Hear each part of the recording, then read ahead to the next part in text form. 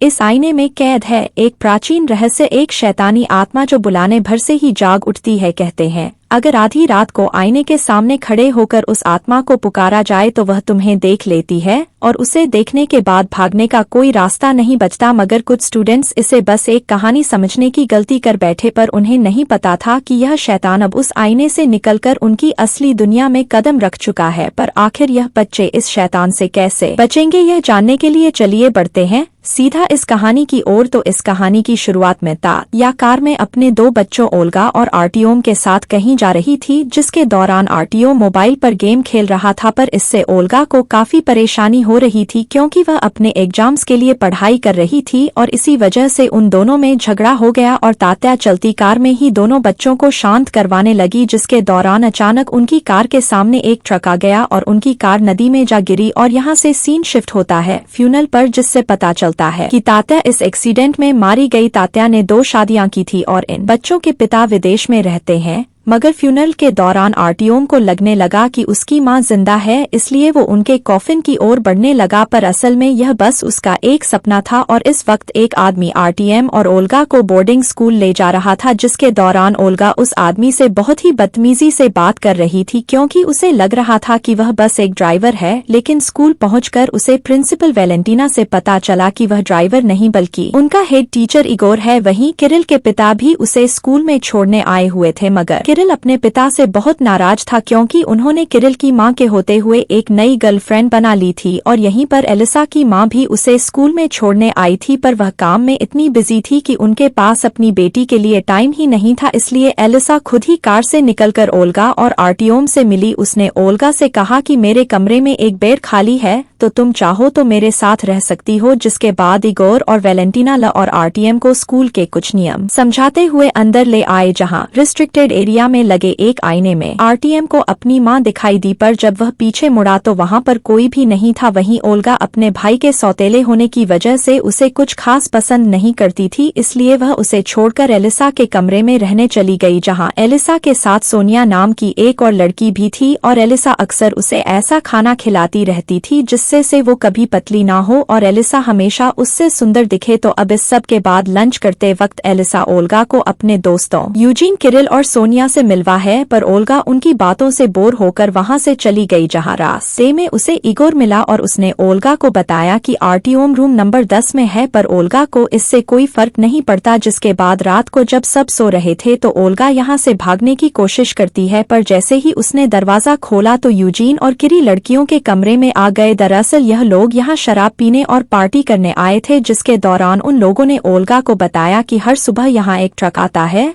और तुम चाहो तो उसमें छुपकर यहाँ से भाग सकती हो। उधर जब अपनी माँ की आवाज सुनकर आर्टियोम की आंख खुली तो उसे आईने में अपनी माँ दिखाई दी और वह उसे अपने पीछे स्कूल के उस हिस्से में ले गई जहाँ जाना मना था। वहाँ आरटीएम को एक दरवाजे के पीछे से अपनी माँ की आवाज आने लगी, मगर जब उससे वह दरवाजा नहीं खुला तो वह भागकर ओल्गा के कमरे में चला आया और उसने ओल्गा से कहा कि माँ जिंदा है और मैंने अभी अभी उन्हें देखा है, इसलिए तुम प्लीज मेरे साथ चलो। लेकिन ओल्गा उसे उसके कमरे में छोड़ने चली गई और बाकी लोग भी उसके साथ ही चले आए। पर इसी दौरान आरटीएम भागकर रिस्ट्रिक्टेड एरिया में घुसकर उस दरवाजे को खोलने लगा, जिसे देखकर किरिल और बाकी सब ने वह दरवाजा खोल दिया। उस दरवाजे के पीछे बहुत ही पुरानी और अजीब चीजें पड़ी थी और वहाँ एक बहुत बड़ा और बहुत पुराना आईना भी लगा हुआ था। और आर्टम का कहना था कि माँ इस आईने के अंदर है, पर तभी यूजीन ने उस आईने पर बनी सीढ़ियों की ड्राइंग को देखकर सबको बताया कि यह तो क्वीन ऑफ स्पेड्स है, वो इच्छा पूरी करती है और फिर तुम्हारे बाल काट देती है। पर किसी को भी उसकी बात पर यकीन नहीं था, इसलिए वह इसे आजमाने के लिए तैयार हो गए। यूजीन ने बताया कि सबसे पहले मोमबत्ती जलाकर इस आईने के सामने खड़े होना है और 3 बार कहना है क्वीन ऑफ स्पेड्स आ जाओ। और किरिल ने बिल्कुल ऐसा ही किया, जिसके बाद एक एक करके सबने अपनी विश मांगी। किरिल ने मांगा कि मेरे पिता की गर्लफ्रेंड बहुत ही बुरी मौत मरे। सोनिया ने मांगा कि वह मोटी नहीं होना चाहती। वहीं एलिसा इगोर को बहुत पसंद करती थी, इसलिए लिए उसकी विश थी कि इगोर उसे किस करे। और यूजीन ने मांगा कि उसकी दादी पहले की तरह तंदुरुस्त हो जाएं, पर ओल्गा ने कोई विश नहीं मांगी और आर्टियोम को वहीं छोड़कर वहां से चली गई और अपनी अपनी विश मांगकर बाकी सब भी चले गए। गए, जिसके बाद आर्टियोम ने विश मांगी कि मैं चाहता हूँ मेरी माँ वापस आ जाए और हमेशा मेरे साथ रह, जिसके दौरान हमें आईने के अंदर एक डरावना हाथ दिखाई दिया जिसने एक डॉल पकड़ी हुई थी। अब सुबह होते ही सभी विश मांगने वालों को एक अजीब सी आवाज सुनाई दी और सोते हुए किरिल के कुछ बाल काट लिए गए। वहीं आर्टियम उसी डॉल को पकड़कर बैठा हुआ था जो उस आईने के अंदर थी। इसके बाद क्लास में इगोर सभी बच्चों को पढ़ा रहा था, जिसके दौरान अचानक सोनिया के मुंह से एक कीड़ा निकला और वह डर के वहां से भाग गई। वहीं किरिल ने बताया कि मेरे बाल काट लिए गए हैं, यानी कि अब मेरी विश पूरी हो जाएगी। जिसके थोड़ी देर बाद स्कूल स्टाफ का एक मेंबर प्रिंसिपल को लेकर वहां पहुंच गया, क्योंकि उसने कल रात ओल्गा को स्कूल में घूमते हुए देख लिया था और ओल्गा ने भी किसी और का नाम नहीं बताया। इसलिए प्रिंसिपल ने ओल्गा को वार्निंग देते हुए कहा कि तुम यहाँ नहीं हो, इसलिए तुम्हें इस बार किसी भी तरह की सजा नहीं मिलेगी, पर ऐसा दोबारा नहीं होना चाहिए। पर इसी दौरान ओल्गा की नजर बाहर आए उस ट्रक पर पड़ी जिसका जिक्र उसके दोस्तों ने किया था और क्लास खत्म होते ही वह चुपके से उस ट्रक के पास आ गई, पर इगोर ने उसे जाने से पहले ही पकड़ लिया। वो ओल्गा से कहने लगा कि तुम्हारे बिना आर्टियोम का क्या होगा, पर ओल्गा उसकी किसी भी बात को सुनने के लिए तैयार नहीं थी। इसलिए इगोर उसे कुछ पैसे देकर वहां से चला गया और ओल्गा भी उस ट्रक में बैठकर वहां से चली गई। वहीं आर्टियम स्कूल के पास एक तालाब के किनारे खड़ा था और पानी के अंदर उसे अपनी माँ खड़ी दिख रही थी, जिसके बुलाने पर वह तालाब के अंदर चला गया और उस ट्रक में बैठी ओल्गा ने जब यह देखा तो वो ट्रक से कूदकर आर्टियम को वापस बुलाने लगी, पर आर्टियम ने कहा कि माँ यहीं है और मुझे उनके पास जाना है।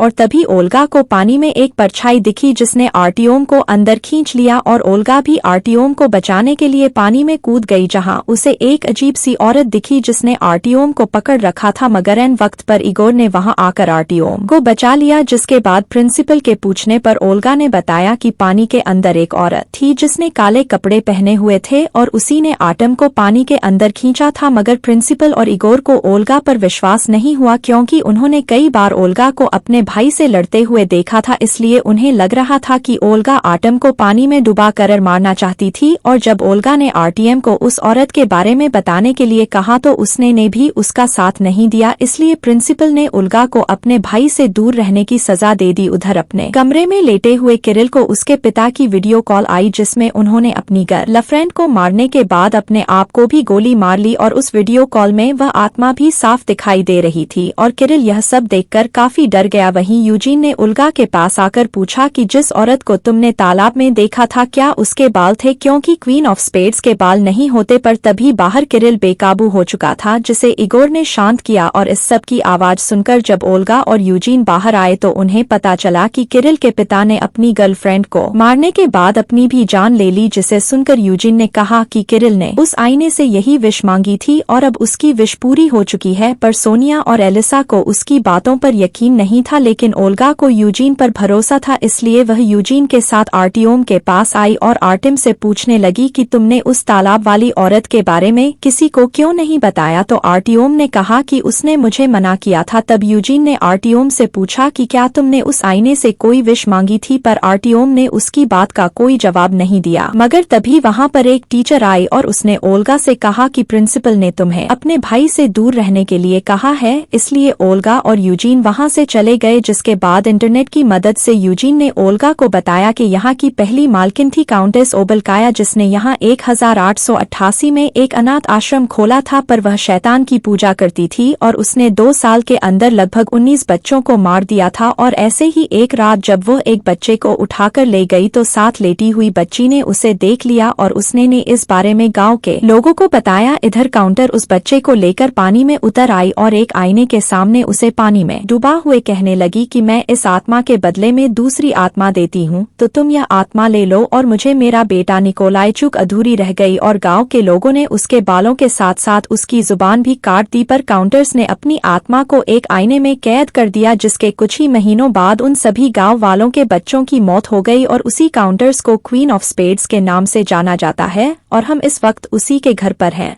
लेकिन तभी प्रिंसिपल वहां आई और उसने उन दोनों को अपने कमरों में भेज दिया। इधर किरिल फिर से उस आईने के सामने मोमबत्ती जलाकर क्वीन ऑफ स्पेड से कहने लगा कि मैं नहीं चाहता था कि मेरे पिता भी मारे जाएं, इसलिए तुम प्लीज उन्हें वापस कर दो। और तभी उस आईने में उसे उसके पिता दिखने लगे, जबकि उसके पीछे कोई भी नहीं था। और किरिल अपने पिता से माफी मांगने लगा, पर तभी उसके पिता ने उसको गले से पकड़कर हवा में लटका दिया और उसे काफी दूर फेंक दिया, जिसके बाद क्वीन ऑफ स्पेड्स उसे खींच कर ले गई। इधर लंच हॉल में प्रिंसिपल ने सभी बच्चों को बताया कि किरिल कहीं खो गया है, इसलिए तुम सब लोगों को जंगल जाकर उसे ढूंढना होगा। पर इसी दौरान सोनिया पर भी इस शैतानी शक्ति का असर होने लगा था, क्योंकि अचानक उसे अपनी खाने की प्लेट में बहुत सारे कीड़े दिखने लगे। लेकिन जब उसने नीचे गिरे हुए खाने को देखा तो वो बस नॉर्मल चावल थे। तो इस सब के बाद सब लोग जंगल में आकर किरिल को ढूंढने लगे, पर यहाँ पर अचानक सोनिया के मुंह से कीड़े निकलने लगे, जिसके बाद उसे किरिल नजर आया और वो उसका पीछा करते हुए एक कब्रिस्तान में आ गई, जहाँ सोनिया को क्वीन ऑफ स्पेड्स की परछाई दिखी और उसके बाल भी काट लिए गए। और जैसे ही क्वीन ऑफ स्पेड सोनिया के सामने आई तो वह डर के वहां से भागी और अपने साथियों को बताने लगी कि मैंने यहाँ एक औरत देखी जिसने काले कपड़े पहने हुए थे। तब सब लोग सोनिया को लेकर वहां से चले गए, पर यूजीन और उल्गा उस कब्रिस्तान में आ गए जहां उन्हें काउंट ओलेस्काया के बेटे की कब्र मिली और उन्हें लगने लगा कि काउंटेस ने अपने बेटे को भी मार दिया। पर तभी वहां पर प्रिंसिपल आई और उसने बताया कि दूसरे बच्चों ने निकोलाई की फेवरेट डॉल को पानी में फेंक दिया था और जब वह उसे लेने गया तो उसी पानी में डूबकर मर गया। और काउंट ओबलकाया के बारे में फैलाई गई सभी कहानियां भी झूठी हैं,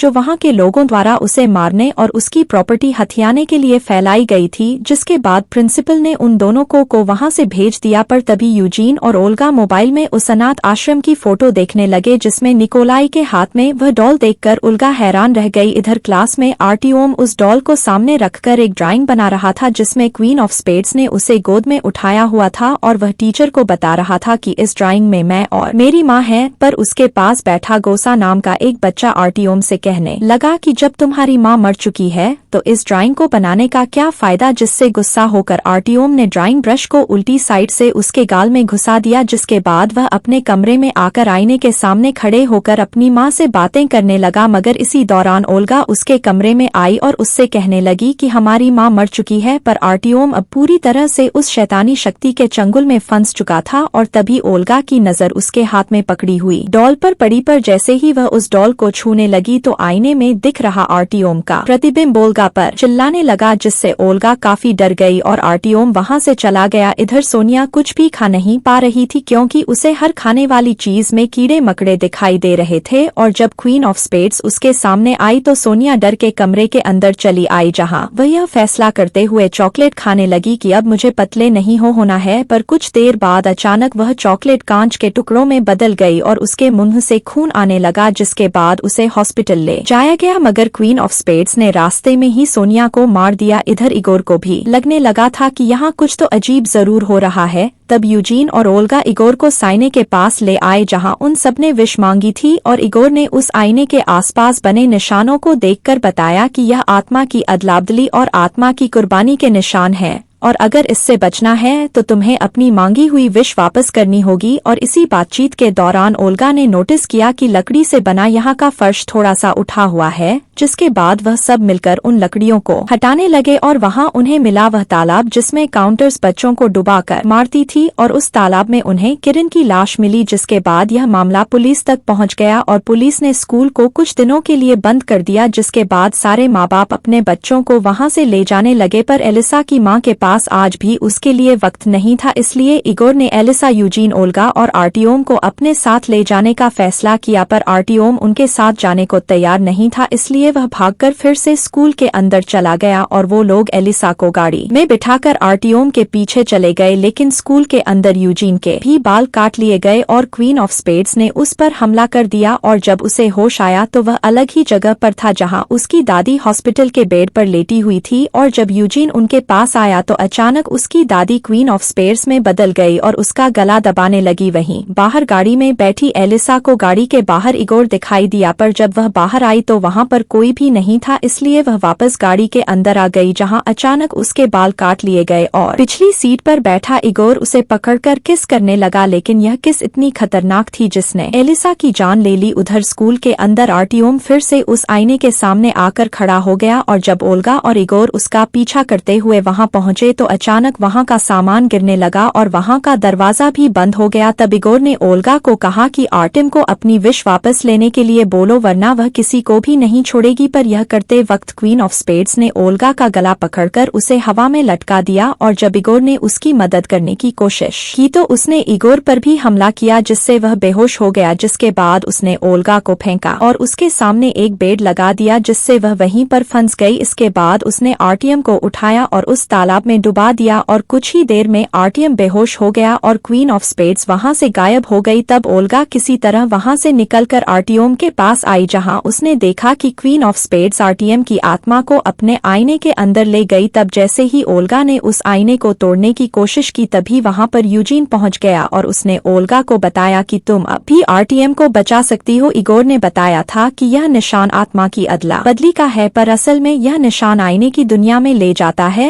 इसे सुनकर ओल्गा तुरंत उस तालाब में उतर आई। उसने यूजीन को कहा कि तुम्हें मुझे पानी में डुबाना होगा, यह पानी काफी ठंडा है, इसलिए बेहोशी के बाद भी मेरा दिमाग 7 से 8 मिनट तक जिंदा रहेगा और जब 7 मिनट हो जाएं तो तुम मुझे होश में ले आना। जिसके बाद ओल्गा की बात मानकर यूजीन ने ओल्गा को पानी में डुबा दिया और जब ओल्गा की आंख खुली तो वो आईनों की दुनिया में पहुंच चुकी थी। तब ओल्गा ने वहां पड़ी लालटेन उठाई और आर्टियम को खोजना शुरू कर दिया, जिसके दौरान उसे सोनिया और किरिल के साथ साथ उन सब बच्चों की आत्माएं दिखी जिन्हें क्वीन ऑफ स्पेड्स ने मारा था और वह सब उससे मदद मांग रहे थे। मगर ओल्गा किसी तरह उनसे बचते हुए आर्टियम तक पहुंची, जो उस गाड़ी में बैठा हुआ था जिसमें उनका एक्सीडेंट हुआ था, और उस गाड़ी के अंदर उसे अपनी मां की आत्मा भी दिखाई दी। इधर इगोर को जब होश आया तो वह यूजीन के पास पहुंचा और यूजीन उस पर हमला करते हुए कहने लगा कि क्वीन ऑफ स्पेड्स ने मुझसे कहा था कि अगर मैंने ओल्गा को आईनों की दुनिया में भेज दिया तो वो मेरी दादी को ठीक कर देगी। पर इगोर ने उसे शांत करते हुए समझाया कि शैतान कभी भी अपना वादा पूरा नहीं करते और तब यूजीन को अपनी गलती का एहसास हुआ और उसने अपनी इच्छा वापस कर दी। उधर अचानक उस गाड़ी में पानी भरने लगा जिसमें ओल्गा और आर्टिम थे और गाड़ी का दरवाजा भी बंद हो चुका था, जिसके दौरान आर्टियम ने ओल्गा से कहा कि तुम मुझसे नफरत करती हो और तुमने मुझसे कभी प्यार नहीं किया। और यह सुनते ही ओल्गा को अपनी गलती का एहसास हुआ और उसने आर्टियम से माफी मांग ली। मगर तभी क्वीन ऑफ स्पेड्स वहां आकर ओल्गा को पानी में डुबाने लगी, लेकिन तभी आर्टियम को होश आ गया और वह सब मिलकर ओल्गा को होश में लाने की कोशिश करने लगे और होश में आते ही ओल्गा ने कहा कि इस आईने को तोड़ दो और यूजीन ने तुरंत उस आईने को तोड़ दिया। जिसके बाद फाइनली आर्टिम ने उस डॉल को उस तालाब में फेंक दिया और वो अब अपनी बहन का साथ पाकर बहुत खुश था। लेकिन इसके कुछ देर बाद हमें पता चला कि यह श्राप अभी खत्म नहीं हुआ है, क्योंकि आर्टिम के साथ इस वक्त ओल्गा नहीं बल्कि क्वीन ऑफ स्पेड्स है,